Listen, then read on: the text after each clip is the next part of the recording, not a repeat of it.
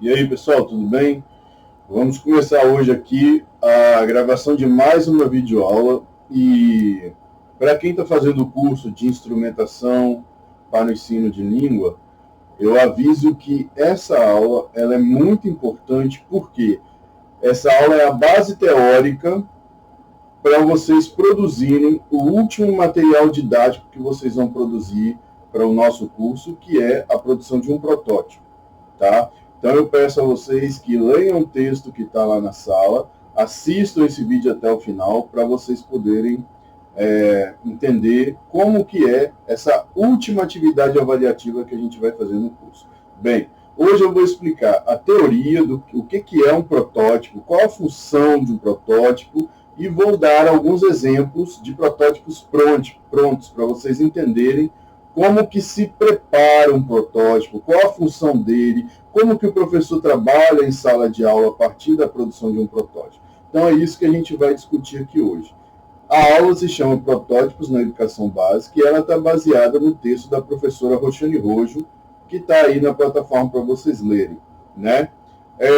A ideia de criar protótipos é uma ideia nova. O protótipo é um material didático que reconfigura a atuação de professores e alunos na sala de aula, e a gente que é forjado, criado por essa educação tradicional, a gente às vezes esbarra com uma dificuldade de trabalhar o protótipo, porque a gente tem que repensar o papel do nosso aluno e o nosso papel como professor em sala de aula. Então vamos começar a ver a teoria, e ao longo da teoria a gente vai começar a entender, e com os exemplos a gente vai concretizar o entendimento do que vem a ser um protótipo, tá?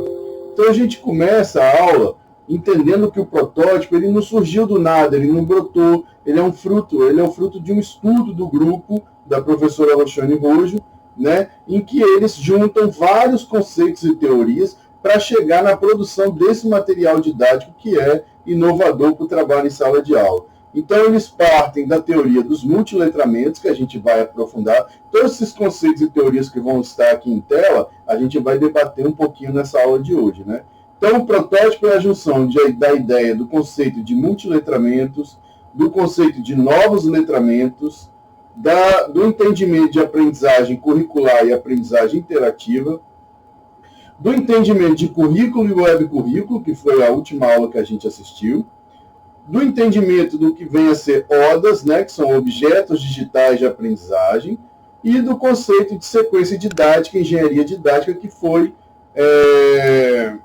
gerado, né, pensado pelo grupo lá de Genebra, que estuda essa questão da produção de materiais didáticos para línguas.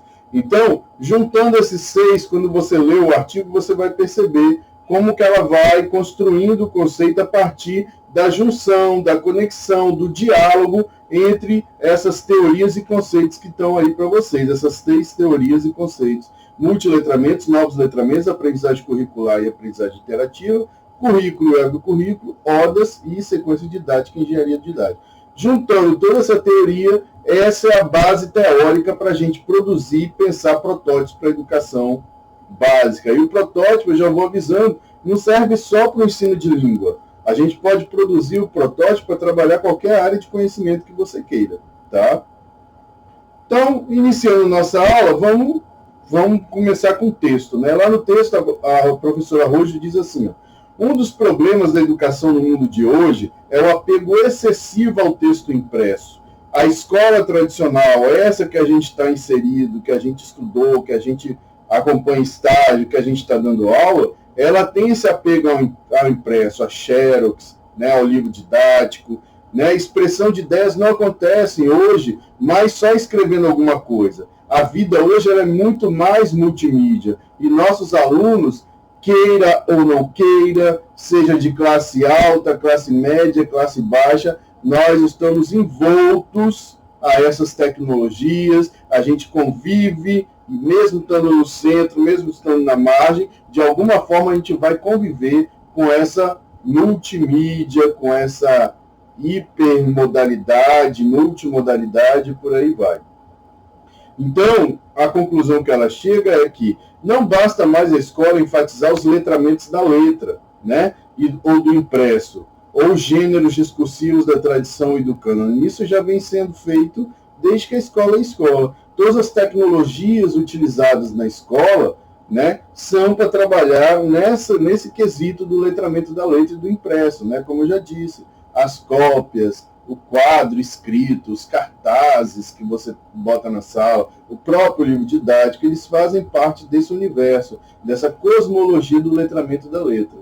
Só que, na atualidade, nessa contemporaneidade que estamos inseridos, a Roxane Rojo diz que é urgente enfocar os multiletramentos e os novos letramentos que circulam na vida contemporânea de nossos alunos. E nas nossas também, de professores. Nós também, professores, por mais que a gente lute e relute, nós estamos imersos, envolvidos nessa atmosfera tecnológica que requer o estudo e a adaptação para a sala de aula da teoria dos multiletramentos e dos novos letramentos, que é, a partir desse argumento da professora, que a gente vai enfocar nessa aula aqui.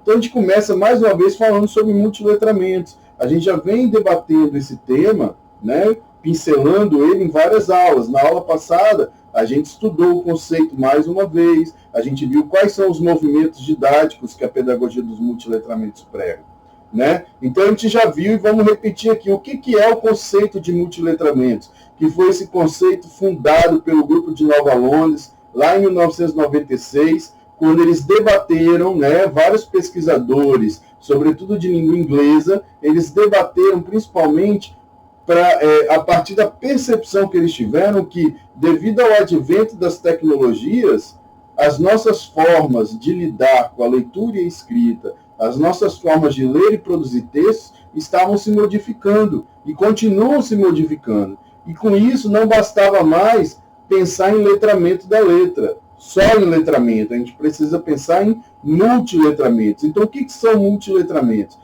São as práticas do trato com os textos multimodais ou multissemióticos contemporâneos. Vamos falar mais uma vez. O que é um texto multimodal? São esses textos que a gente, por exemplo, essa tela que você está vendo aí, ela é um texto multimodal. Por quê? Porque eu uso, além da escrita, eu uso outros modos para criar significado. Eu uso outros modos para me comunicar. Então, eu tenho a escrita, eu tenho a imagem, eu tenho cores ali, né? Por exemplo, eu tenho o verde que está marcando palavras para dar destaque, eu tenho a cor vermelha que está destacando mais um trecho. Então, quando eu uso, nesse caso aqui, eu estou usando imagem, escrita e cor. Ou seja, eu estou congregando 3 modos para criar significado, para que vocês me entendam, para que vocês consigam absorver os sentidos que eu estou querendo colocar a partir desse texto que está em tela. Então, isso é a multimodalidade. Então, a multimodalidade é que hoje, a partir das tecnologias, dentro de um mesmo texto, a gente pode ir muito além da escrita, como era há décadas atrás. Hoje, a gente pode escrever um texto em que vai ter cores diferentes, você vai ter imagem estática, você vai ter imagem em movimento, você vai ter vídeo, você vai ter o som. Então, isso são textos multimodais contemporâneos, né? Que são, esses textos multimodais, são majoritariamente digitais, mas também impressos, né? Por que também impresso? O texto multimodal ele não é só digital, né? Por exemplo, quando você está lá no seu caderno, eu já expliquei isso na aula passada, você está lá no seu caderno, você pega uma caneta azul, vermelha, um lápis, um marca-texto, por exemplo. Você está lá escrevendo o que o professor diz, né? Quando você escolhe escrever com letra de forma e letra cursiva, por exemplo, você não escolhe escrever com letra de forma aleatoriamente. Você quer dar um destaque, você cria significado ali. Ou você escreve assim, o que é mais importante eu vou escrever de vermelho e o que é normal eu vou escrever de azul. Isso é multimodalidade também, isso é multissemiose. Por quê? A sua escolha das cores não é aleatória. Aquela cor ali está criando um significado no seu caderno, está dizendo, olha, atenção, isso aqui é mais importante. O que está de vermelho, fique mais atento. Então você cria significado mesmo no impresso, mesmo no escrito, porque a gente tem maneiras, modalidades diferentes de criar significados. Então, esses textos multissemióticos, multimodais, eles incluem vários procedimentos, como gestos para ler, e capacidade de leitura e produção que vão muito além da compreensão e produção do texto escrito, pois passa a incorporar a leitura e reprodução de imagens e fotos, diagramas, gráficos, infográficos, vídeos, áudios, etc. Então, tudo isso que eu já expliquei para vocês agora. Então, a tecnologia muda o nosso jeito de ler e escrever a partir da multimodalidade, da possibilidade de utilizar outros modos de criar significado para a gente se comunicar, né? Então, a Roxane Roge e o professor Eduardo Moura, num livrinho de 2012, eles dizem assim, que o conceito, né? O multiletramentos é um conceito que aponta para dois tipos específicos e importantes de multiplicidade. Veja bem, multiletramentos, multiplicidades. Então, é tudo essa questão da diversidade, do pluri, do diverso, tá? Do múltiplo. Então, dois tipos de multiplicidade presentes em nossas sociedades, principalmente as sociedades urbanas na contemporaneidade. Quais são essas duas multiplicidades? A multiplicidade cultural das populações em êxodo, né? Que a gente vê aí as fortes migrações, hoje a onda de refugiados, sobretudo na Europa, nos países do norte global, né? Também a questão da globalização, da própria tecnologia, que nos faz entrar em contato com diversas culturas. No momento que você quiser, você sabe o que está acontecendo no mundo e uma coisa que acontece em algum lugar do mundo acaba impactando outros lugares também, sobretudo se a gente pensar em política, em economia, né? Então, nesse mundo de multiplicidade cultural em conexão, que a multiplicidade cultural sempre existiu. Nós sempre tivemos diversas culturas. Só que agora essas multiplicidades culturais, essas diversas culturas, elas estão conectadas devido ao advento da globalização, devido aos avanços tecnológicos. Então, o que está acontecendo lá na Índia, eu fico sabendo aqui no Brasil, assim, ó, num piscar de olhos, é só usar o computador que eu vou saber. Então, uma guerra que está acontecendo lá entre a Ucrânia e a Rússia afeta a gente aqui no Brasil de alguma forma, né? Então, o mundo hoje ele está conectado dessa maneira. E tudo isso acaba impactando nas nossas formas de ler e de escrever. E além da multiplicidade cultural, a gente tem a multiplicidade semiótica, que a gente acabou de debater, que é a multimodalidade, a multissemiótica.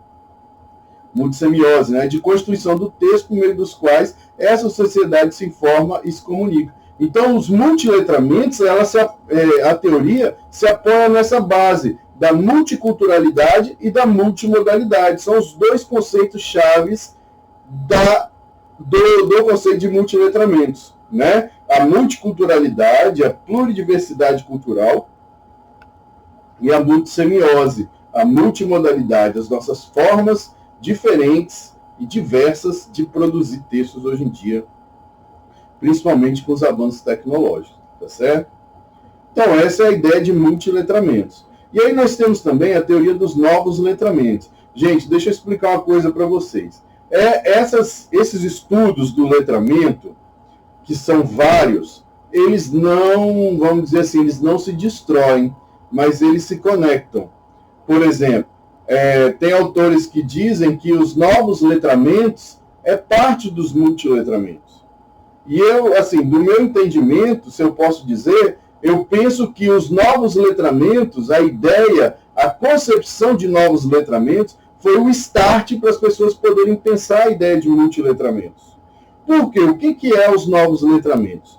Antes, a gente tinha a ideia de letramento, né, que era a prática social da leitura e da escrita. A ideia primeira foi essa, de letramento. Depois, com a virada, a teoria do letramento sofre uma virada sociológica, né, antropológica, ou seja, se associa esse estudo da leitura e da escrita com a antropologia, com a sociologia, sobretudo com os estudos de Deer e de Street, em que, a partir de pesquisas, eles percebem que a teoria do letramento ela se conecta fortemente com as nossas práticas sociais. A teoria do letramento ela é indissociável dos nossos modos de viver em sociedade. Então, eles percebem que, quando você conecta letramento com a sociologia, com a antropologia, ou seja, quando você conecta e percebe que o letramento e práticas sociais são indissociáveis, eles entendem que o letramento não é um só. Não é só esse entendimento, essa prática social da leitura e da escrita. Quando eu conecto letramento e prática social, eu percebo que os letramentos são múltiplos. Ou seja, essa ideia de leitura e escrita atravessa as nossas práticas sociais. Então eu vejo que eu tenho vários tipos de letramento. Então o letramento, a teoria passa a ser estudada no plural, para letramentos. Porque além desse letramento da letra, eu posso desenvolver e preciso desenvolver diferentes letramentos na minha vida. Então eu preciso ter um letramento financeiro, um letramento crítico, um letramento visual, um letramento digital, um letramento matemático, um letramento cartográfico, e por aí vai. Existem vários tipos de letramento diferentes, né? Por quê? Porque a leitura e a escrita permeiam as nossas práticas sociais. E para cada tipo de prática social que a gente desenvolve, a gente precisa de algum tipo de letramento. Então começa a se entender que os letramentos, no plural, são múltiplos. A gente precisa de vários tipos de letramento diferentes durante a nossa vida para poder viver em sociedade. Depois disso, os estudiosos dos estudos do letramento começam a perceber que essa questão da tecnologia, adentrando fortemente nas nossas vidas, ela está criando um novo tipo de sujeito. Um sujeito que lida diferente, uma geração que lida diferente com a leitura e com a escrita. Então, essa entrada forte da tecnologia nas nossas vidas, no nosso cotidiano, ou seja, essa entrada forte das tecnologias digitais nas nossas práticas sociais, fazem surgir um novo tipo de ser, uma nova identidade de sujeito. E esse novo sujeito que interage, convive, produz, lê de forma diferente na sociedade, os estudiosos, sobretudo Lankischer e Knobel, eles percebem que a gente precisa pensar o letramento de uma nova forma. Então eles pensam a teoria, o conceito de novos letramentos. Então o que são os novos letramentos, e também chamados de letramentos digitais? Como eu já disse, né? São um subconjunto dos multiletramentos. Então ele é definido por Lankischer e Knobel pela nova tecnologia digital adotada, mas não principalmente. O que define fundamentalmente os novos letramentos, segundo os autores, é um novo ethos. O que é ethos? Ethos vem do grego, que significa imagem, né? O ethos é essa imagem discursiva que você apresenta de você, por exemplo. Então você pode botar um ethos agora de professor, aquele que sabe tudo, ou em outro momento da sua vida você vai fazer um ethos de coitadinho, eu preciso de ajuda, ou no outro momento você vai fazer um ethos de, sei lá, uma pessoa sensual, né, quer seduzir os outros. Então, o ethos são essas imagens que a gente passa discursivamente da sua identidade naquele momento, naquele cronotopo que você está ali.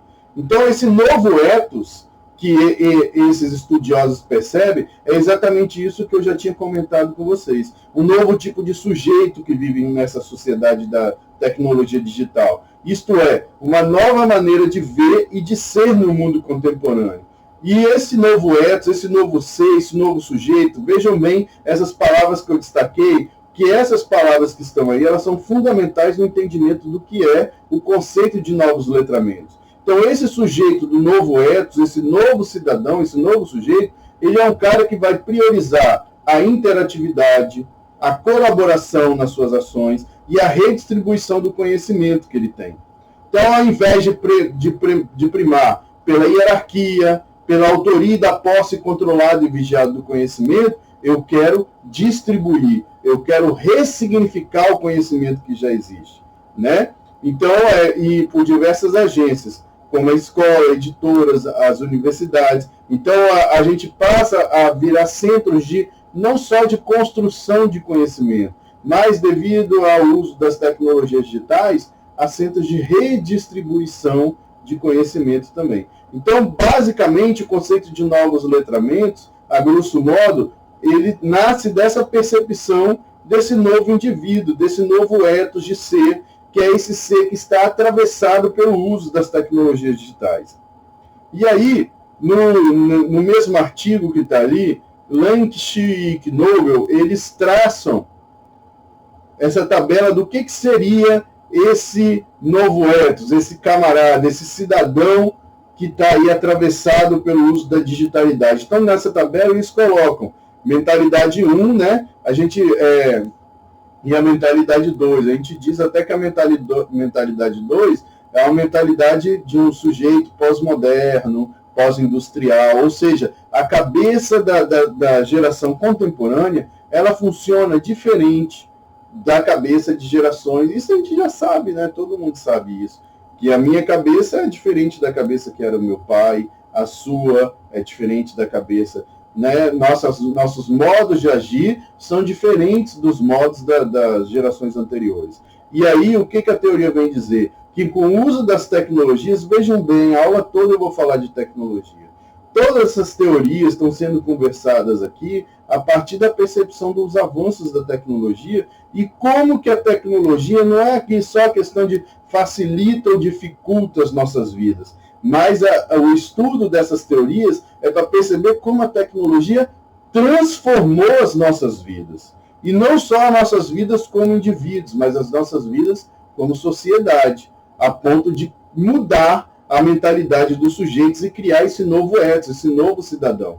Então, na mentalidade anterior, que eles chamam de mentalidade 1, por exemplo, o mundo funciona basicamente a partir do físico, do material, lógica e princípios industriais. E hoje, nessa mentalidade contemporânea, o mundo funciona cada vez mais a partir de princípios e lógicas não materiais, por exemplo, a internet, o ciberespaço e pós-industriais. Ou seja, vamos pensar na escola. Hoje eu não preciso ter o conhecimento só no livro didático, na enciclopédia que está na biblioteca. Não, o conhecimento está no ciberespaço, numa coisa não material, que eu posso ir lá e acessar.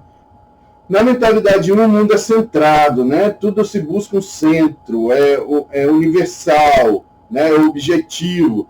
E hoje não. Nessa nova mentalidade, o mundo é descentralizado. As coisas acontecem em vários lugares ao mesmo tempo, né? O valor é função de raridade, e o valor agora, a função é a dispersão, né? A produção se baseia no modelo industrial. Quando a gente pensa em modelo industrial, a gente pensa naquele modelo fordista, esteira de fábrica, cada um fazendo a sua função, cada um aperta, um coloca o parafuso, outro aperta, outro põe graxa no parafuso, cada um com a sua função. E hoje não. A gente se baseia numa visão pós-industrial da produção, em que eu posso pegar o que já está pronto e reconfigurar, desconstruir, pensar outra coisa. Daí não necessariamente eu vou fazer só uma parte da produção, mas eu posso refazer e destruir aquela produção inteira. Os produtos são artefatos e mercadorias materiais, e hoje os produtos eles já estão ali, eles vão habilitar e produzir novos serviços. A produção baseia-se na infraestrutura de unidades ou centros, né? Uma firma, uma companhia, uma universidade. Hoje não, foco na influência e na participação contínua. Um exemplo disso é a proliferação de home offices, né? As pessoas podendo trabalhar cada vez mais de casa, porque hoje o foco está na sua produção, na sua influência, na sua participação, e não em centralizar. Está vendo como é que mudou? Né? Antes eu tinha que centralizar as pessoas no lugar para elas trabalharem. Hoje não, eu consigo, a partir da tecnologia, eu consigo fazer com que as pessoas trabalhem até a empresa brasileira e você tem funcionários morando na Alemanha sem problema nenhum, né? E a gente precisa entender que isso não é banal, gente. E isso acaba modificando as nossas práticas sociais, os nossos modos de viver em sociedade. Então, ferramentas são principalmente ferramentas de produção, na mentalidade 1, né? Hoje não. As ferramentas hoje que a gente produz, elas são cada vez mais ferramentas de mediação e tecnologias de relação. Por exemplo, eu estou usando aqui tecnologias que me fazem mediação, com que eu consiga chegar até vocês aí, aonde vocês estiverem, para eu poder debater e construir esse conhecimento aqui com vocês. A pessoa era pensada como individual, uma unidade de produção, competência e inteligência. Hoje não, se pensa mais em coletivos, né? Como unidade de produção, competência e inteligência. Então sai o foco do individual e passa o foco para a colaboração, para o coletivo, para a construção em conjunto. Especialidade e autoria são localizadas nos indivíduos e instituições. Agora não mais uma vez, vejam bem essas palavras, tá? As especialidades e autoridade, elas são distribuídas e são coletivas. Os especialistas hoje, quanto mais híbridos eles forem, melhor. O que isso quer dizer? Num entendimento moderno, você se especializa cada vez em menos coisa. O seu foco é entender cada vez mais de cada vez menos. Ou seja, eu escolho um objeto para estudar e eu vou ali me refinando nele para saber cada vez mais dele. Hoje em dia, nessa mentalidade 2 do novo ethos, não. A gente tem tanta oportunidade de conhecimento que a gente tem que criar e formar especialistas híbridos, aqueles que vão entender de múltiplas coisas e que, além de entender, vão saber conectar essas coisas para poder conviver e construir coisas no dia a dia, né? O espaço é fechado para propósitos específicos. Hoje não, o espaço é aberto, contínuo, fluido, está aí, vai para a internet, faz o que você tem que fazer, né? E prevalecem relações sociais da era do livro, uma ordem textual estável. Hoje não, as relações sociais elas vão estar no espaço da mídia digital emergente, cada vez mais visíveis, e os textos estão em mudança. Veja bem que eu marquei textos em mudança, porque esse é o mote principal dos multiletramentos. Por isso que eu penso que os novos letramentos fortalece o argumento dos multiletramentos, porque é exatamente esse novo ethos, essa mentalidade 2 que está em tela aí, que cria esse novo cidadão que vai ler e escrever a partir dos seus usos da tecnologia de forma diferenciada, porque os textos estão em mudança. Então, os novos letramentos é exatamente isso, a percepção de que o atravessamento, o uso intenso e de massa das tecnologias criou uma nova geração, criou uma nova mentalidade de ser, criou um novo ethos que está esse aí. E esse novo ethos nos faz lidar de forma diferente com a leitura e com a escrita. E aí vem a ideia de multiletramentos. Então, a Rojo diz no texto que a escola é, ainda hoje, principalmente um lugar de oralização do escrito e do impresso. A gente continua focando no escrito, tá, dentro das escolas. No entanto, nas casas do século XXI, sobretudo, vamos colocar aqui da classe média e alta, né, as tecnologias são onipresentes e extremamente importantes na vida cotidiana das pessoas em geral e dos alunos em particular. A gente viu na pandemia que ficou escancarado, né, essa questão a gente discutiu na aula passada da digitalidade, de ter gente que tinha um celular em casa para dividir com 3 filhos, um celular com a tela rachada.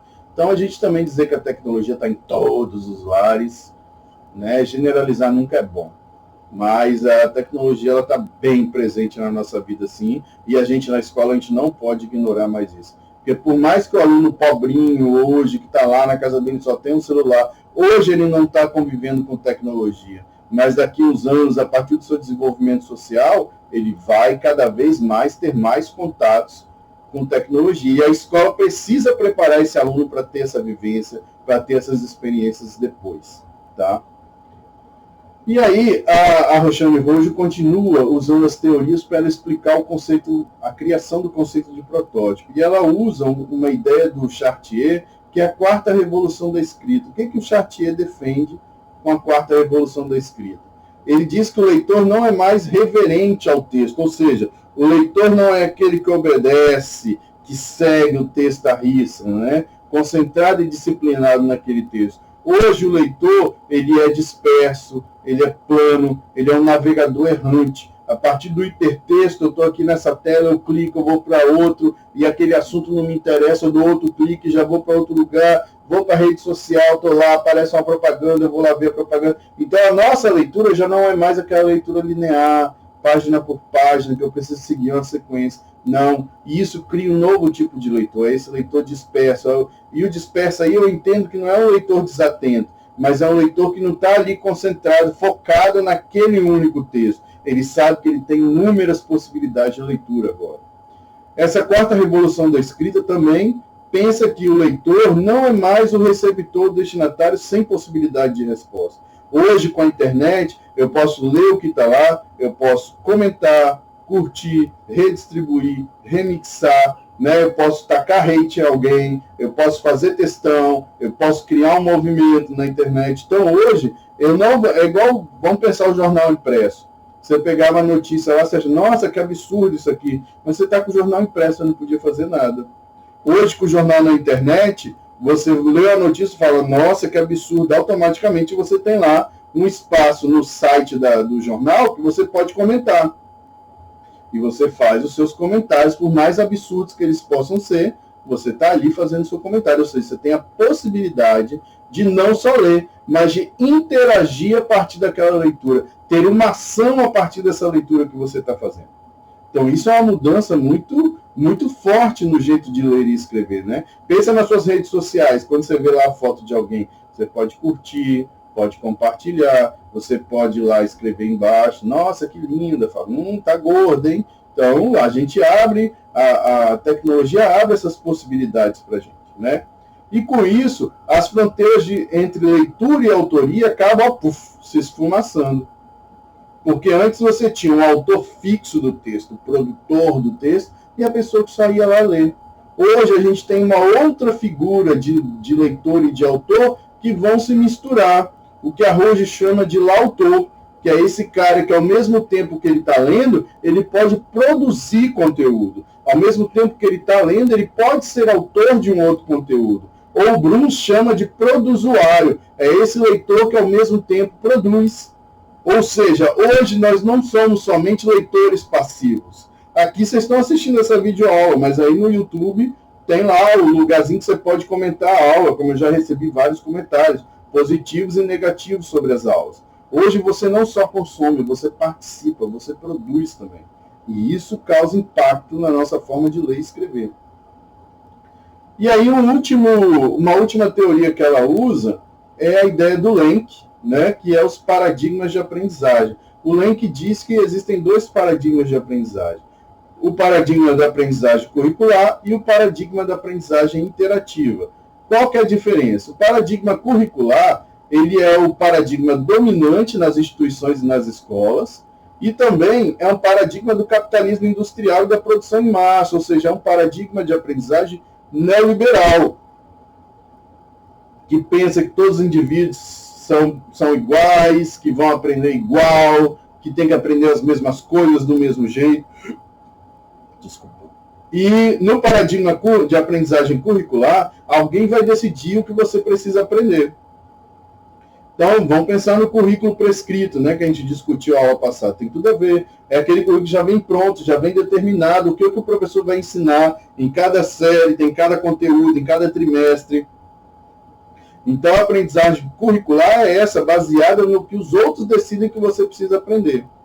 E essas pessoas vão planejar para que você aprenda tudo em uma ordem e um cronograma fixo, que é o que a gente vê, é exatamente o que o primeiro trecho diz. As nossas escolas são organizadas, as universidades são organizadas nesse tipo de paradigma de aprendizagem, em que alguém já decidiu o que vai ter de conteúdo, a sequência que aquele conteúdo vai ser ministrado, quantas aulas vão ter, quantas horas. Isso é a aprendizagem curricular, já vem tudo definido. O planejamento vai vir de cima para baixo, com rigidez, sem pouca alternativa para mudança.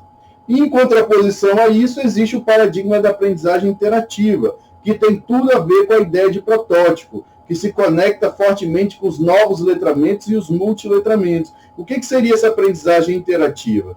Ela é dominante em instituições como bibliotecas e centros de pesquisas, quando você estuda lá. Por quê? Porque as pessoas que começam a determinar o que elas precisam saber, e não mais um currículo já pronto, o professor que chega na sala de aula e diz. Ou seja, as pessoas começam a estudar a partir das suas necessidades. Existem algumas escolas que são baseadas nessa metodologia, né? Como a Escola da Ponte, tem a Escola Âncora em São Paulo também, que é o aluno que determina o que ele vai estudar naquele dia. O aluno chega e faz o seu roteiro. Hoje eu quero aprender isso, quero participar disso. Não. Então, isso é um currículo baseado na aprendizagem interativa. Na aprendizagem interativa, o aluno vai aprender na ordem e no tempo que ele acha que cabe para ele. Né? Às vezes a gente vendo isso, nossa, que absurdo. Por que a gente pensa que isso é um absurdo? Porque a nossa cabeça foi talhada, foi forjada nessa ideia da aprendizagem curricular, que a gente acha que se o aluno não chegar ali com o horário de entrar e sair da escola, com as aulas, 5, 6 aulas definidas, de 50 minutos, de 1 hora, com o professor dando tal conteúdo, a gente acha que ele não vai aprender. Então é um paradigma da aprendizagem das pessoas que criaram a internet e o cyberespaço. É assim que as pessoas que pensaram essa ideia de internet, que elas aprendem. A partir de escolhas, a partir da autonomia. Né? Então é um paradigma mais do acesso à informação do que da imposição à aprendizagem. Por quê? É esse paradigma interativo, você vai buscar o que você quer aprender. É você que determina o que você vai estudar. Então vai pensar como pessoas com poder e recursos escolhem aprender. Ou seja, pessoas com poder e recursos. Que recurso é esse? As ferramentas digitais, por exemplo. Então, a partir do momento que os seus usos de ferramenta digital, você vai buscar o que você quer aprender. E hoje a gente tem um universo de cursos, de vídeos no YouTube. Por exemplo, esses vídeos que eu gravo aqui para vocês, muitas pessoas que vão fazer concurso pegam para estudar, porque eles decidiram estudar por aqui. Então, veja bem, a aprendizagem interativa é essa que você traça a sua rota, o seu roteiro. Você busca, a partir das ferramentas que você tem, o que te cabe, o que você deve estudar no tempo que você acha que tem que estudar. Então, você tem esses dois paradigmas de aprendizagem. O curricular, que é esse que a gente já está acostumado, e o paradigma da aprendizagem interativa. Fotografa aí a aprendizagem interativa porque ele é a base para a gente produzir e pensar os protótipos em sala de aula. E aí, preocupa-se com a formação, né, o paradigma interativo, ele vai se preocupar com a formação de indivíduos flexíveis, engajados em projetos que produzem resultados. Né? Então, não mais aquele indivíduo centrado, sentado ali em sala de aula para aprender o que o professor quer. Não, é um indivíduo, veja bem que é esse tipo de indivíduo, se a gente pensar numa lógica de mercado, é esse indivíduo que as empresas estão buscando hoje. É esse indivíduo de conhecimento híbrido, esse indivíduo que sabe atuar e agir em várias áreas da empresa, e não somente em uma coisa só. Esse é um indivíduo flexível que a aprendizagem interativa quer produzir. Esse que vai produzir resultados a partir de temas, de projetos, de tópicos, de coisas que ele precisa aprender. E também o paradigma interativo, a aprendizagem interativa, busca uma aprendizagem ensejada por projetos de trabalho visando a um fim. E esses fins quase sempre são colaborativos e quase sempre transdisciplinares, foi o que eu acabei de falar. Eu não tenho que saber só de uma coisa, eu tenho que saber conectar coisas, eu tenho que saber fazer todos os conhecimentos que eu tenho entrar em diálogo. Isso é ser transdisciplinar, é fazer o diálogo entre essas ditas disciplinas, é derrubar as fronteiras das disciplinas e pensar o conhecimento como uma coisa maior do que uma caixinha, por exemplo, né? E ser cada vez mais colaborativo. E a aprendizagem interativa exige uma mudança, aí que está o grande lance, que os professores têm muita dificuldade, que meus alunos estão tendo dificuldade para entender, para produzir o protótipo. No multiletramentos, na pedagogia dos multiletramentos, aqui na aprendizagem interativa, né, a gente precisa pensar a relação entre professor e aluno de uma forma diferente. Aqui no protótipo, no multiletramentos, na aprendizagem interativa, eu não vou pensar mais nesse aluno que a gente está acostumado.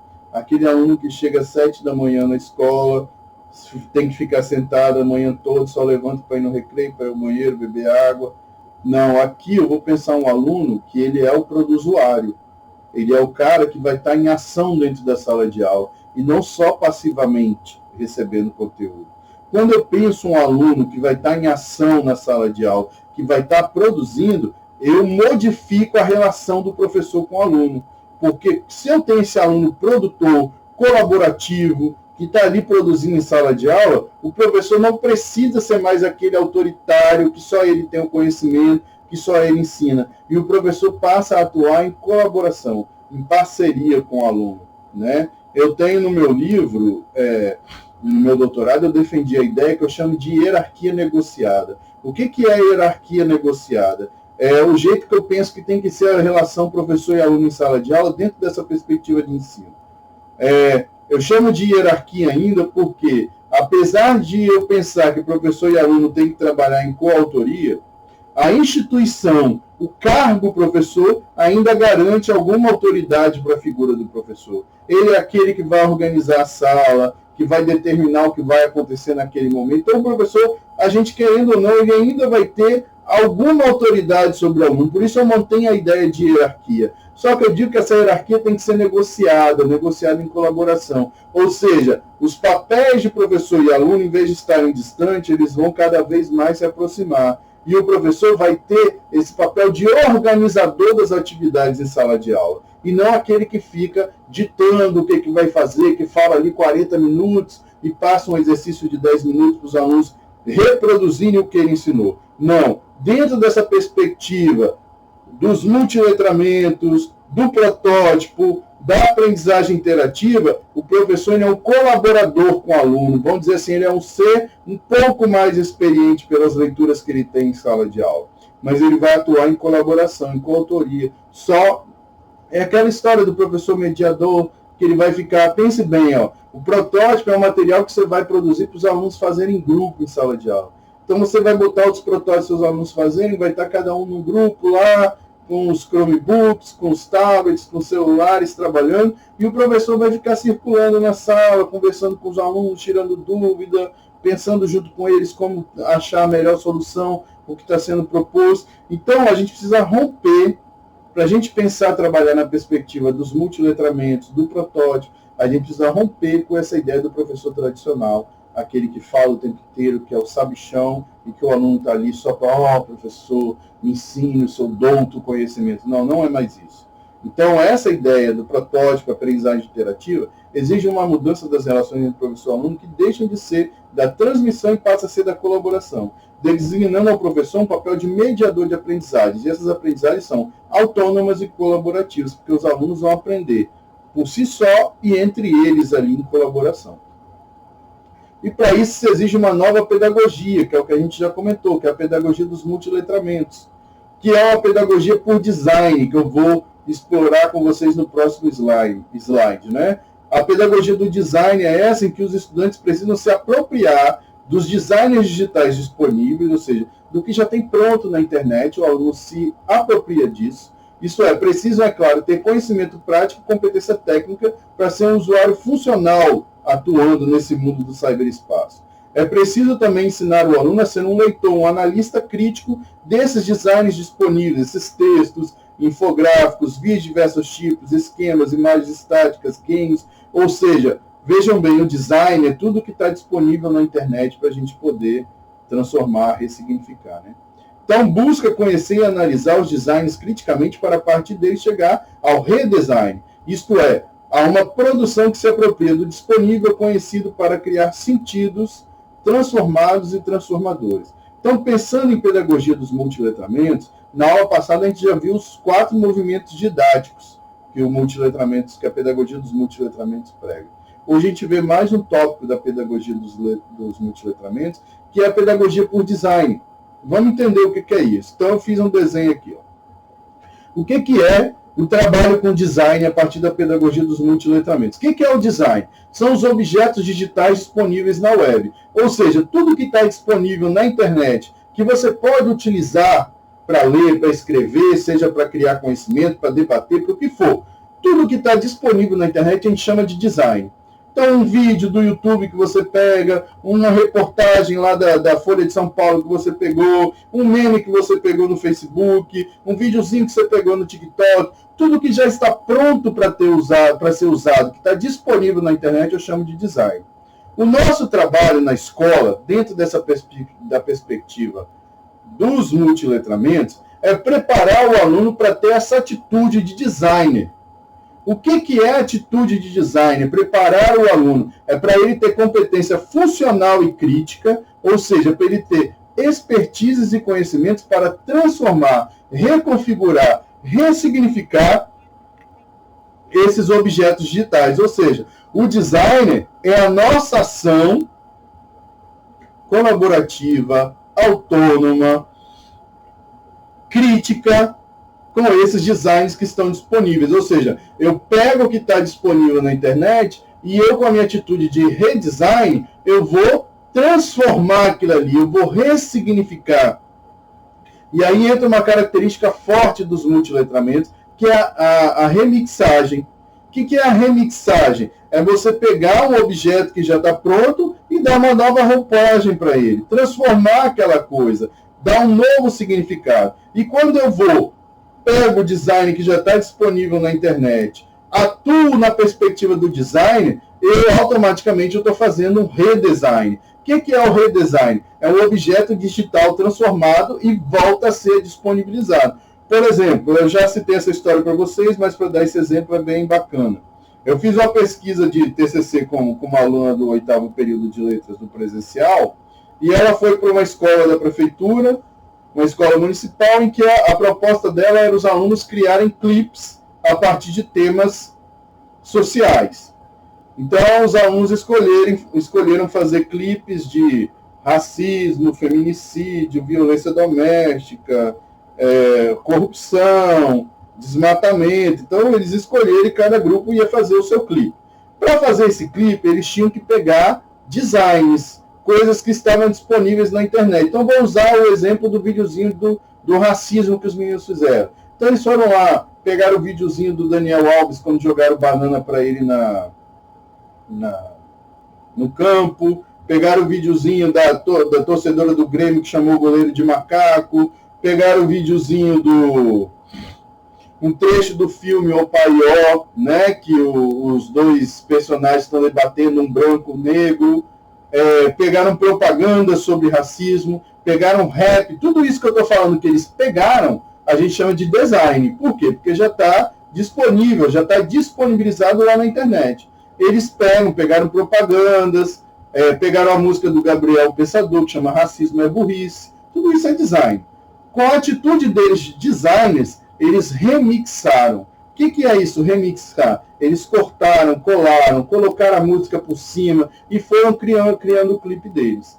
Quando eles pegam o designer e têm essa atitude de designers, eles acabam fazendo o redesign. O que é o redesign? É transformar esses designs que já estavam ali paradinhos, prontos na internet. Eu tenho a minha expertise, meu conhecimento técnico e crítico de designer, e eu transformo num redesign, num novo objeto transformado, num objeto digital ressignificado. E aí, o que acontece? Esse objeto, esse redesign, esse novo objeto ressignificado, ele passa a ser disponibilizado na internet. Quando eu redistribuo, eu disponibilizo esse novo objeto que eu criei na internet, ele vira um novo design e o ciclo continua. Então, por exemplo, os vídeos que esses alunos meus produziram estão lá na internet, estão no YouTube. Então, já é um redesign. Mas a partir do momento que você vai lá e pega o videozinho desse aluno e usa numa aula sua para explicar o tema racismo, por exemplo, esse objeto deixa de ser um redesign e volta a ser um design e começa o ciclo de novo. Vocês estão entendendo? Então, o design é o objeto que eu atuo com a minha expertise e conhecimento como designer e produzo um novo objeto que é um redesign. Esse redesign, quando eu coloco ele na internet, ele automaticamente volta a ser um design, que ele pode ser redistribuído, remixado e criado novo. Então, a pedagogia dos multiletramentos trabalha nessa ideia de ciclo do design aí, beleza? E o protótipo tem tudo a ver com isso. Por quê? Para a gente produzir um protótipo, a gente precisa buscar os designers que já tem disponíveis na internet para criar um redesign, que é o seu protótipo, um novo material para você trabalhar em sala de aula, né? E aí a noção de web currículo, que a gente já viu na aula passada, vamos só dar uma passada aqui, né? O web currículo é o pensamento, a junção das tecnologias digitais de informação e comunicação, que vai se desenvolver por meio das tecnologias, né? Pensando na cultura da digitalidade, que implica a incorporação das principais características do meio digital ao desenvolvimento do currículo. Isso é o argumento principal do web currículo, incorporar a digitalidade ao currículo que já existe na escola. E aí, com isso, pensa-se em interação, que vai implicar se apropriar cada vez mais dessas tecnologias em prol da interação, do trabalho colaborativo, do protagonismo entre as pessoas e para o desenvolvimento do currículo. E a ideia principal é integrar cada vez mais, integrar o que está prescrito no documento, que é o currículo estabelecido, com uma intencionalidade de propiciar o aprendizado de conhecimentos científicos com base no que o estudante já traz de sua experiência. Então, é integrar currículo, digitalidade e conhecimento dos alunos. Ou seja, não se trata mais de usar eventualmente a tecnologia, mas a ideia do web currículo é integrar cada vez mais ao currículo as tecnologias em sala de aula. Então, assim, no paradigma da aprendizagem curricular, o professor dispõe de compêndios, de manuais, de livros e sequências didáticas, apostilados, etc. Também o professor imerso no paradigma da aprendizagem interativa precisará dispor de materiais didáticos adequados à aprendizagem interativa e colaborativa. Esse é o mote, é o argumento que a Roge usa para produzir os protótipos, para pensar na confecção de protótipos. Porque ela diz, o professor que trabalha na aprendizagem curricular, que é essa que a gente já conhece desde que o mundo é mundo, ele já tem livro didático, sequência didática, apostila, manual. Agora, o professor que precisa trabalhar no paradigma da aprendizagem interativa, ele também precisa de um material que vai ser condizente com essa ideia da aprendizagem interativa, essa ideia da aprendizagem colaborativa. Então, a gente precisa desenvolver materiais didáticos para isso. E aí ela propõe a produção do protótipo, que a gente vai ver daqui a pouco. Para usar o protótipo, a gente também tem a ideia do ODA, que são os objetos digitais de aprendizagem. Lembra lá do que eu chamei de design, na teoria, na pedagogia dos multiletramentos? Os ODAs são designs.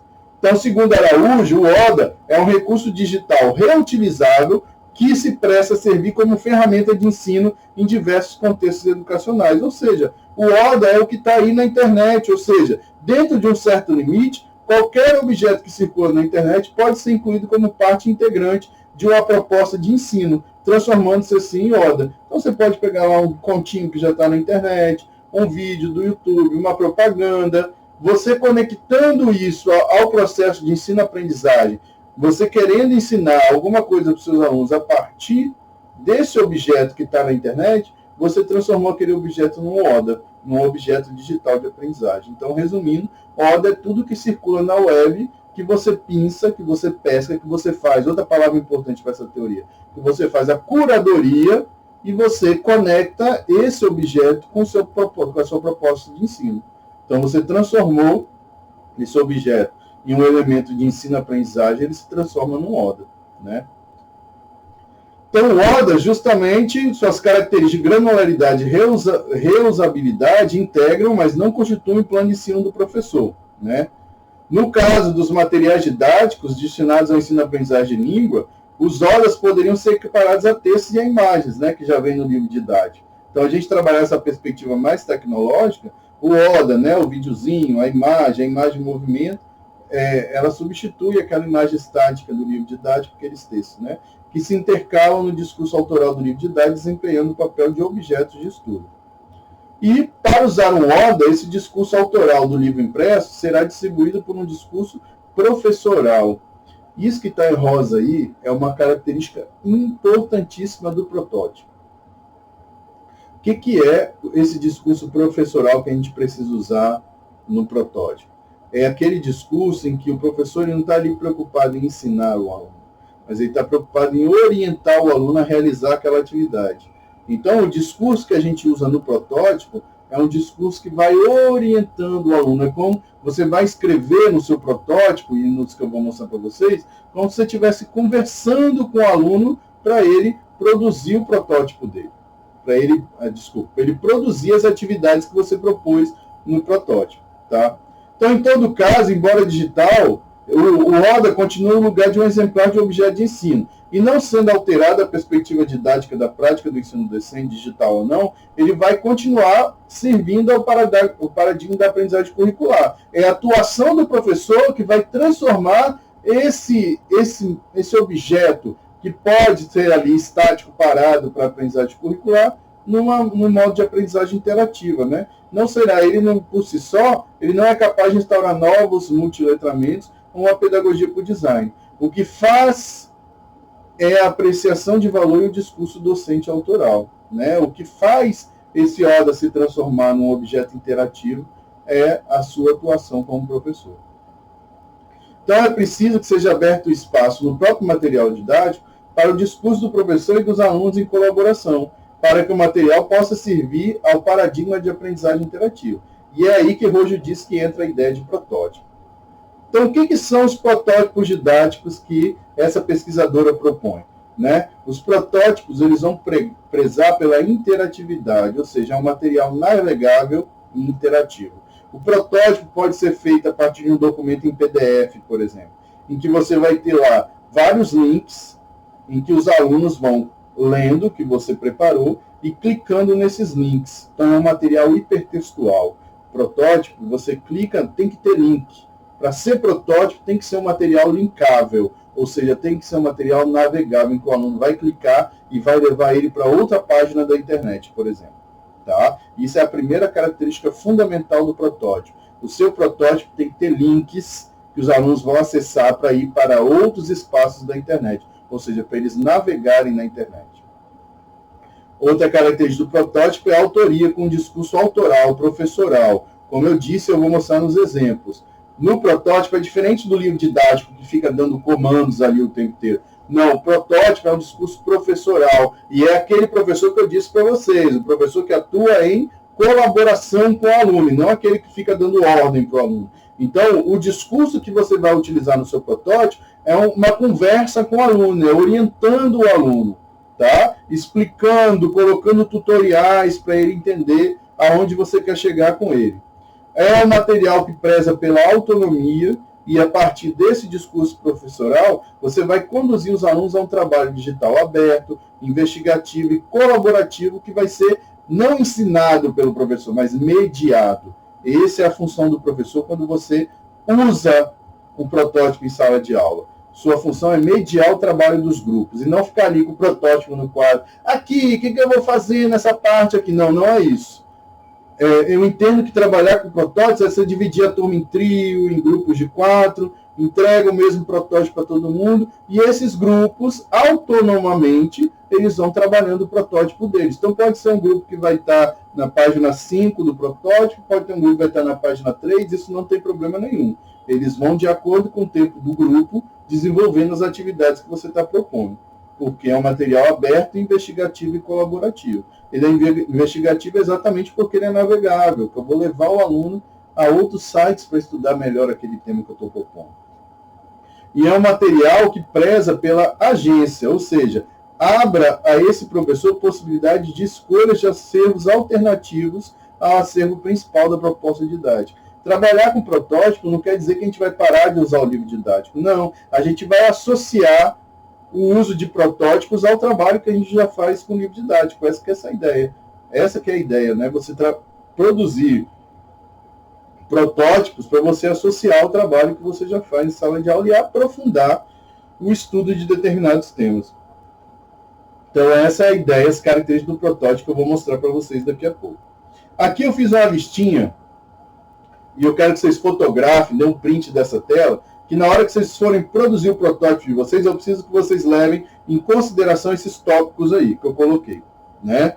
Isso é uma coisa minha, tá? Não está lá na teoria, mas é tipo um resuminho que eu fiz para você pensar na produção do seu protótipo. Primeira coisa, eu peço que vocês, esse protótipo vai ser feito em dupla, como a gente já conversou, vocês vão escolher um tema relevante, ou seja, de preferência um problema social que vocês vão ser discutidos, que vão discutir com o que você pretende discutir com a turma. Por exemplo, eu já fiz isso com um grupo que eu acompanho na residência pedagógica. Então, teve os alunos se dividiram em grupos e já produziram os protótipos. Um grupo falou sobre a cultura da dieta e gordofobia. O outro falou sobre a aculturação indígena e trouxe para o contexto aqui do Espírito Santo. Um outro grupo fez sobre discurso de ódio na internet, a partir de vídeos e comentários do TikTok, tá vendo? Então, você escolhe um tema social, um problema social, e o seu protótipo vai ser, esse problema social vai ser o eixo da sua atividade. É ela que você quer debater nas atividades que você vai fazer. Imagine como dividir essa discussão em capítulos ou unidades. A gente vai ver que a primeira página do protótipo é mostrando quais vão ser as unidades que o aluno vai trabalhar e o que ele vai aprender em cada capítulo ou cada unidade. Depois, pense e faça a curadoria dos textos que poderão ser utilizados. Né? O que é a curadoria? É exatamente o que eu falei. Você vai buscar na internet, fazer a curadoria do quais são as odas, quais os odas, quais os textos disponíveis na internet que você pode utilizar para trabalhar esse tema. Pense nos gêneros que você quer que os alunos produzam. O tema escolhido já vai suscitar a produção de determinados gêneros. Ou seja, pensem bem.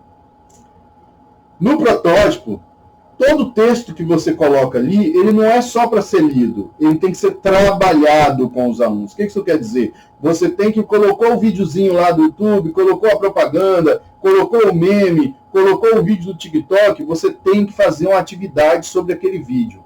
não pode no protótipo só jogar o vídeo lá para o aluno assistir. Não, você vai ter que propor um debate, você vai ter que propor uma produção de texto, você vai ter que propor um exercício para eles responderem no caderno. Algum exercício tem que ser feito com todos os textos que você coloca. Não se coloca texto aleatório no protótipo. Se eu coloquei um texto, eu tenho que propor um exercício. Esses exercícios podem ser um debate com o grupo, que depois junta com a sala toda, pode ser a produção de um cartaz, a produção de um texto, pode ser um questionário que você monta no Google Forms, que o aluno vai clicar e vai lá na internet mesmo produzir as respostas do questionário.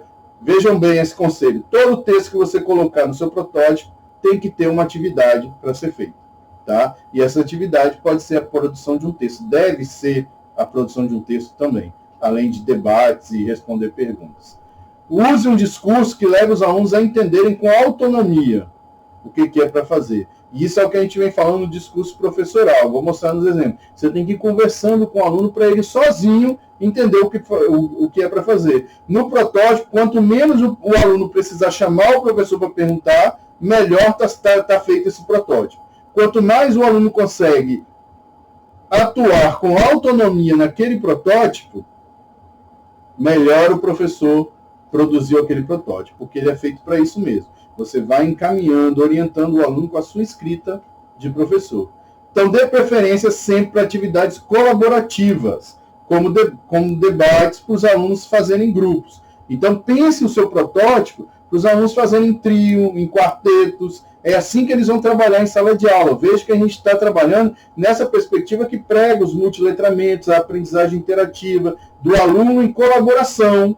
Então, você vai propor atividades no protótipo em que eles vão debater, eles vão construir o conhecimento, vão construir as respostas dos exercícios, vão construir os textos que você vai pedir em conjunto, em sala de aula. E aí você vai produzir o seu protótipo de forma mais simples. Você pode produzir no Word, de forma mais ou menos melhorzinha no PowerPoint ou de forma mais avançada no próprio Canva. Depois que você produzir o seu protótipo, converter o arquivo em PDF. Converteu em PDF, colocando todos os links lá, você produziu o seu protótipo. Então agora a gente vai partir, obrigado, essa é a parte teórica da aula, agora a gente vai partir para os exemplos, tá certo? Vamos lá.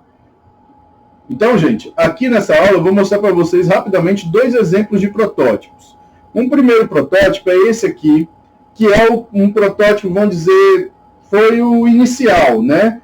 Como a própria professora Roxane Rode explica, o grupo dela foi contratado para produzir 20 protótipos para o governo de São Paulo, para ficar disponível para as escolas estaduais, para os alunos trabalharem no contraturno. Então, eles pediram para ela uma atividade para os alunos trabalharem em contraturno, então ela bolou com o grupo de pesquisa dela essa ideia de protótipo e ela produziu 20 protótipos que eu vou disponibilizar na sala aí para vocês. Né? Porque esses protótipos, uma da função dos protótipos é estar disponível na internet. Então, esse protótipo aqui, por exemplo, protótipo 18, a professora, eles estão propondo produzir um vlog da turma a partir do estudo da Mata Atlântica Pede Socorro. Então, esse é o tema social. Mata Atlântica Pede Socorro. Veja que o protótipo é um PDF, né, que eu vou clicar em alguns textos e vou navegar pela internet. Então, aqui vem a apresentação, coisa que você tem que fazer no seu protótipo. Aqui eles vão dizer as atividades, os capítulos, né? Possibilidades, uma técnica, stop motion, bioma Mata Atlântico, que vão aprender, a Mata Atlântica em risco, como consumimos. Ou seja, esse protótipo é dividido em 5 capítulos, em 5 unidades. Aqui vem uma conversinha com os alunos. Vejam, o discurso é professoral, é aquele discurso para orientar o aluno. Então, nesse projeto, vamos estudar a Mata Atlântica. Você sabe o que é Mata Atlântica? Sabia que esse bioma abriga uma grande variedade de animais e de plantas, e aí vai conversando com o aluno, tá vendo? Aí aqui vai começar a atividade 1, ó, vlogs e possibilidades. Aí vem, olá, vocês já ouviram falar de vlogs? Se não ouviram, deve estar imaginando que erramos a escrita trocando o B pelo V. Mas não erramos não. Veja, ó, vai conversando com o aluno. É essa linguagem que você tem que usar no seu protótipo. E não chegar assim, vlog é isso, isso e isso. Não. A gente vai conversando com o aluno. O que queremos explorar em nossas atividades é um vlog mesmo. O vlog é parecido com o blog, quando falamos de seleção de conteúdos. O que podemos encontrar no blog. Aí vai explicando. Ó. Aí aqui vem, ó, primeira atividade. Vamos assistir alguns vídeos de vlogs e perceber tom de versão quanto ao seu conteúdo. Clique nas imagens ou no link. Aí, por exemplo, se eu clico aqui na imagem ou no link, vai me abrir uma tela, vai me levar para o YouTube, por exemplo. Tá vendo? Ó? Aí aqui eu tenho acesso ao vídeo que está lá na sala, que as professoras estão propondo que os alunos assistam para entender o conceito de voz. A gente vai pedir uma pizza muito então os alunos acessaram, vão assistir, a gente volta para o protótipo. Aí tem outros vídeos aqui, ó, crescer, bababá. Então elas disponibilizam 5 vídeos para os alunos assistirem, para eles entenderem o que é um vlog. Depois, vem, agora vocês assistiram os vídeos, vamos responder, tá vendo? Elas colocaram o vídeo e vão explorar os vídeos. Tá? Então, cada grupo, conforme vai ficar explorado por um vídeo. Então, são 5 vídeos. Aqui já estão orientando a divisão da sala em 5 grupos. E o professor vai dizer, ou cada grupo vai escolher qual vídeo eles querem analisar. E aqui vem um exercício para analisar o conteúdo do vídeo, né? O assunto do vídeo, o vídeo se inicia, saudação, onde o vídeo é filmado, como é a música, que imagens são mostradas e por aí vai, ó. Aí aqui vem outro exercício, vamos comentar, converse com seus colegas, veja, ó, colaboração, ó. Converse com seus colegas, qual a diferença entre o jeito de falar do primeiro vídeo e do outro, sobre a música, vamos assistir os trechos, clique na imagem, aqui se eu clicar eu vou para o YouTube de novo, ó. Mais videozinho. Ó, tá vendo? Eles trabalham com vários vídeos nessa primeira unidade. Aí vem aqui, enfim, vamos começar. Eles vão produzir um vlog. Então, aqui, nesse protótipo, eles estão propondo, antes de produzir um vlog, a produção de um roteiro. Então, eles vão ensinar o que é um roteiro. Então, aqui vem um vídeo explicando como se faz. Tá vendo? Tudo que eu vou fazer, por exemplo, aqui a ideia é o professor não parar para dar uma aula de roteiro para a turma. A turma vai estar em grupos. Pode ser que tenha um grupo já estudando o que é fazer roteiro, só que pode ter um grupo que está lá naqueles primeiros vídeos ainda. Isso não tem problema nenhum. O grupo que vai produzir o roteiro, eles vão assistir o tutorial. Então, aqui no protótipo, elas colocaram aqui um videozinho. Esse vídeo aqui vai explicar como fazer um roteiro. Aí aqui tem, por exemplo, um roteiro mais ou menos escrito, do que a pessoa do vídeo gravou, tá vendo? O que vai ter no vídeo. Então, ó, com o arquivo pronto, reveja o vídeo e acompanhe o roteiro que fizeram. Na próxima atividade, vocês irão iniciar a criação de vídeo. Para a primeira criação, traga revistas antigas com imagens. Não se esqueça, hein? Até o próximo. Então, acabou a primeira unidade. Então, na primeira unidade, as professoras vão trabalhar o que é um vlog e vão ensinar o aluno a fazer roteiro. Aí vão para a segunda unidade, que é ensinar a fazer stop motion. Tá vendo? Tudo isso é eles trabalhar o tema Mata Atlântica. Então, aqui eles vão ensinar a fazer stop motion, vão mostrar vídeos de como é o stop motion. Tudo que eu clicar aqui, ó, vai me levar para o YouTube. Eu não estou clicando porque eu já mostrei para vocês. Tá vendo? Eu botei os vídeos, exercícios sobre os vídeos, mais explicação sobre stop motion. Veja o vídeo seguinte, aí vai mostrar, ó, para criar movimento, vamos usar o programa Windows Movie Maker. Aguarde a orientação do professor. Aí, ó, nossa animação. Chegou a vez de cada grupo experimentar a técnica stop motion e criar a animação por pelo menos 10 segundos. Para animação, a sugestão é você utilizar recorte de revista. Aí, ó, para inspirar a produção, vamos assistir mais um vídeo. Como fazer a animação no stop motion com imagens. Esse vídeo até eu assisti. É bem interessante. Então, aqui esse videozinho lá do YouTube ensina. E aí vai completar o que acontece cada passo. Aí vai o roteiro aqui para criar o stop motion com a figurinha que eles vão fazer. Aí vai explicando. Agora o grupo vai criar um vídeo de animação. Aí vem explicando. Com algumas dicas, antes de você começar a fotografar, crie um roteiro pronto, posicione a câmera, a iluminação, tá vendo? Vai ensinando tudo ao aluno e aí eles vão produzir um protótipo. Ó, acabaram? Então agora o professor vai publicar as animações no Tumblr da turma. Lembre-se de comentar os trabalhos dos colegas para que o professor possa também registrar os comentários. Foi um pouco trabalhoso, mas é gostoso ver a primeira animação pronta, não é? Aí vamos agora estudar a Mata Atlântica, que é o tema social que eles vão produzir aqui, né? Aí vem o bioma. Vocês já ouviram falar em Mata Atlântica? Vocês sabem o que é bioma? Se não sabe para recordar, então aqui eu vou acessar um link que eu acho que é uma página da internet, que hoje já não está disponível. Isso é uma coisa que acontece com os protótipos também, né? Mas era uma página do IBGE, que vai vir, ó, aqui eu posso clicar e fazer o download do mapa, que é esse mapa aqui com os biomas brasileiros, né? Aí vem aqui, ó, tá vendo? Ó, colocou o texto, a imagem do mapa, vamos trabalhar um exercício, né? Leia o mapa e responda. Quais são os biomas? No estado de São Paulo, quais são os biomas? Na legenda do mapa, que se refere ao retângulo, o que isso significa, quais estados existem, por aí vai. Aqui mais um videozinho que eu vou clicar e vou para lá e vai ter um trabalho sobre, né? Ó, aqui também, vamos ver se isso aqui está disponível ainda. Não está disponível também. Esse protótipo ele é de 2016. Então, alguns links dele já estão inativos, né? Então, aqui, ó, vai ter os textos aqui que os alunos vão ler e venham. Leia os textos e escolha as principais palavras-chave. Siga a orientação do professor. Redijam no Word um pequeno resumo de 15 linhas do que acharam mais importante. E por aí vai, ó, tá vendo? Aí aqui tem mais uma proposta de trabalho em grupo, né? O grupo 1 vai ler esse texto e vai fazer esse exercício. O grupo 2 vai ler esse texto aqui e vai fazer esse exercício. O grupo 3, tá vendo? A colaboração, os alunos trabalhando em grupo o tempo todo. Ó.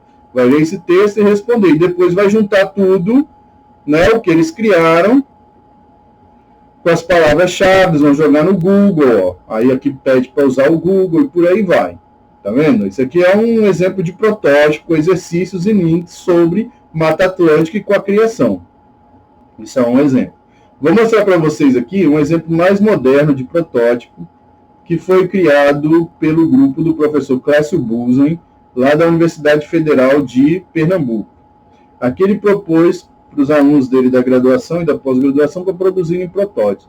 Essa aluna aqui, a Maria Eduarda Albertin, ela criou um protótipo sobre o gênero Graphic Novel, né? E aí ela escolhe um livro que pertence a esse gênero, Graphic Novel, que chama Desconstruindo Una, um relato sobre a violência de gênero. Então, o tema que ela quer trabalhar é, a partir da leitura do livro Desconstruindo Una, a violência de gênero. Então, ela vem aqui, ó, eu vou botar isso aqui lá na sala para vocês verem, né? Ela vem, aqui a capa, aqui ela vem, onde qualquer coisa conversa com o aluno, né? Quando olhamos a nossa volta, percebemos uma série de problemas sociais, onde ele desrespeita a mulher. Nesse material, veremos um pouco sobre Una, a mulher vítima do olhar cruel da sociedade. Para contar sua história, Una escreve um quadrinho, uma graphic novel chamada Desconstruindo Una, que fará parte da nossa caminhada. Aí aqui vem a caminhada, tá vendo? Ela divide nos capítulos, ó. Capítulo 1, a gente vai estudar o que é uma graphic novel. Capítulo 2, o que Una vai nos dizer, que aí ela trabalha especificamente com o livro. E o capítulo 3, outras histórias. Aí aqui ela explora melhor a questão da violência de gênero e propõe a produção de um clipe com os alunos. Então, começa o capítulo 1, ó, construindo o conceito. Ó. Aí ela pergunta, iniciar a conversa.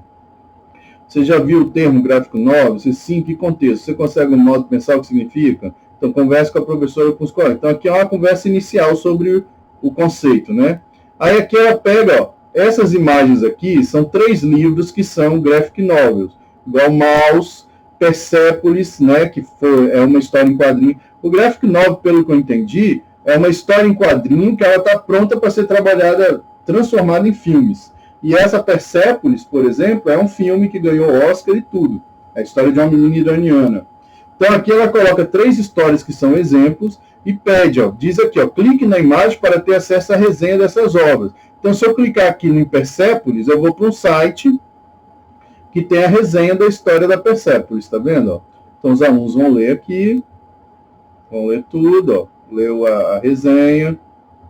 Se eu clicar aqui no Jeremias, com Pelé, também, ó, vou vir aqui para a resenha de uma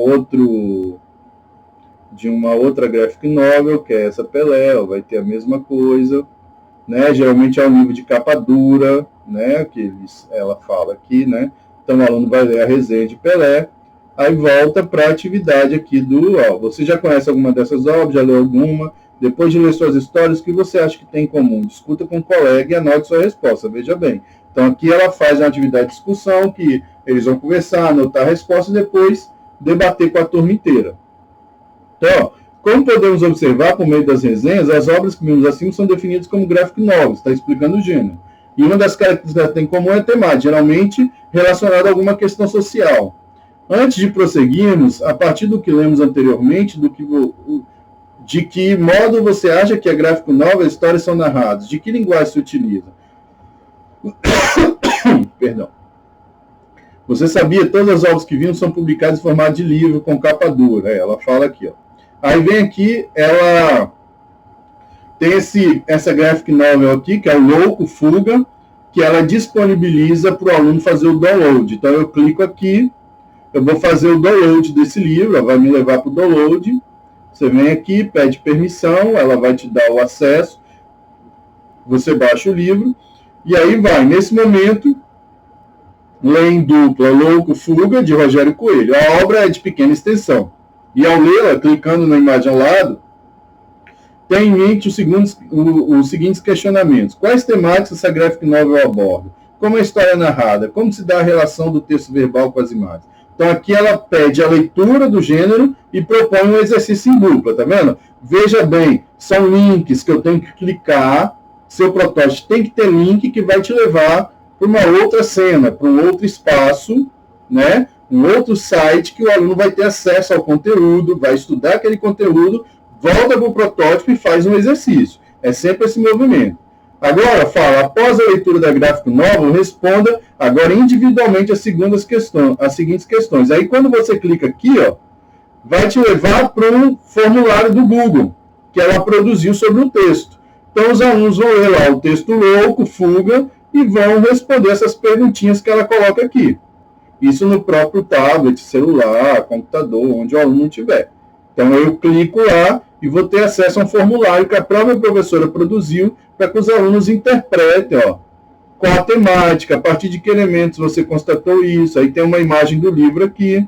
Na sequência acima, você percebeu, era o companheiro para toda a vida do menino.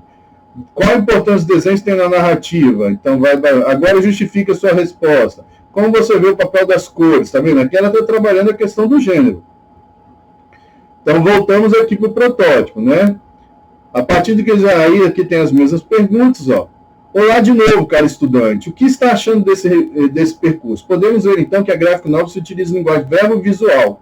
Dessa forma, ela faz parte do gênero história em quadrinho. Até veja como que você tem que usar a linguagem. Você vai orientando o aluno, você vai conversando com ele. Ó. Agora que já passamos por essa etapa de conhecer um pouco mais a gráfica novel, podemos partir para a próxima fase e iniciar nossa leitura de Desconstruindo Una. Você conhece ou já ouviu essa HQ?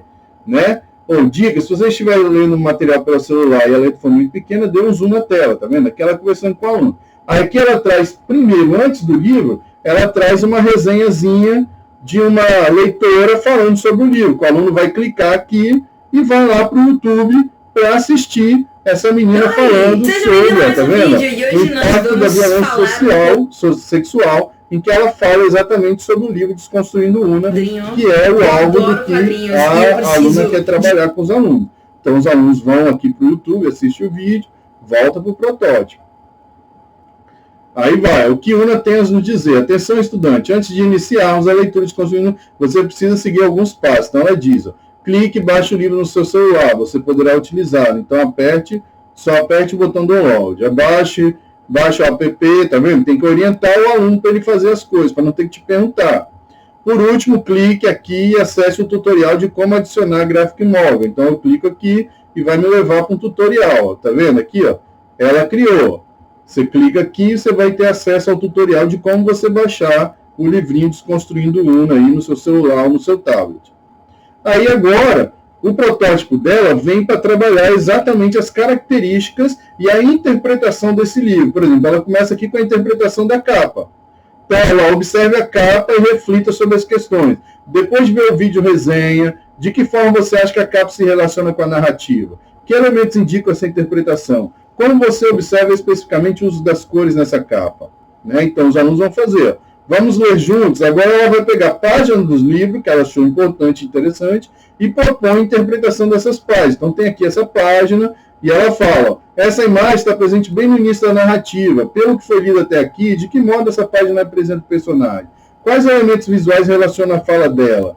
O porquê, diante da fala de uma, o personagem estaria deitado e imóvel? Por que você acha que a autora começa a utilizar o tom de cinza?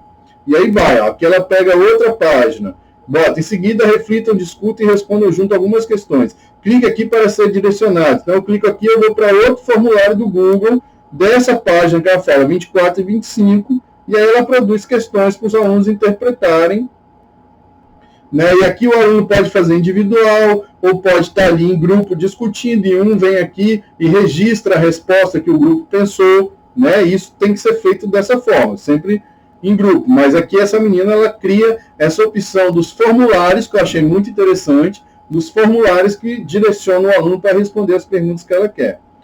Então, o que você está achando da leitura até aqui? Quais sentimentos ela tem despertado? Comente com seus colegas. É importante também que você continue a leitura em casa para a próxima aula. Leia Desconstruindo Una, pelo menos até a página 79. Aí ela vai e continua aqui, trabalhando páginas do livro, para interpretar o livro. E aí depois ela começa a conectar com outros textos. Por exemplo, ela conecta o Desconstruindo Una com uma reportagem do G1. Aí o aluno vem e clica aqui, ó, e vai ser levado para a reportagem. Então os alunos vão ler essa reportagem sobre casos de violência sexual, vão ler tudo aqui, vão voltar para o protótipo e vão discutir a reportagem, tá vendo? Eu não posso jogar no protótipo textos aleatoriamente, não. Eu vou colocar no meu protótipo textos que eu vou trabalhar, textos que eu vou colocar os meus alunos para discutir e para produzir alguma coisa a partir desses textos. Tá? É o que essa menina faz o tempo inteiro. Então ela propõe uma discussão sobre a reportagem, depois socialize suas respostas, ouvindo e também respondendo as questões colocadas pelos seus colegas. Então, aqui, a partir desse texto, ela está propondo um debatezinho em sala de aula. Aí, triste a história de Una, não sei o quê, nas próximas aulas, vamos trabalhar mais alguma parte da obra. Ó. Página 80, aí clica aqui, tem uma música que ela fala, Embrancement de Madness. Aí aqui ela sugere um trabalho com a música, né? Clicar aqui, vai para o clipe da música. Vai estar aqui, está passando a propaganda no YouTube, não é isso que a gente quer ver. Mas vai passar. Aí aqui, clica para ver a letra da música e a tradução também, isso é bem interessante, né? Se a música está em inglês, então tem aqui a letra e a tradução. E aí, refletindo, reúne-se com os grupos do debate passado para responder as questões. E aí vai, gente, não tem muito o que dizer.